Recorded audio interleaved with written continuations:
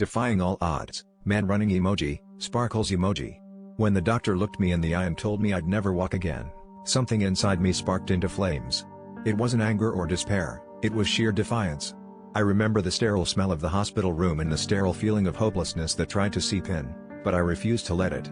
Lying there, trapped in a body that felt alien, I shut my eyes and began to dream, not just of walking, but of running, of soaring, of leaving all the doubt behind in a cloud of dust. The days turned into weeks, and the weeks into months, each filled with grueling sessions of physical therapy that tested my spirit and patience. Every small victory, whether it was a wiggle of my toes or the ability to sit up unaided, was celebrated like a marathon win. I surrounded myself with a tribe of believers, friends, family, therapists, who cheered me on louder than any crowd. Their faith in me fueled my determination, their voices were the soundtrack to my struggle, and I clung to it desperately.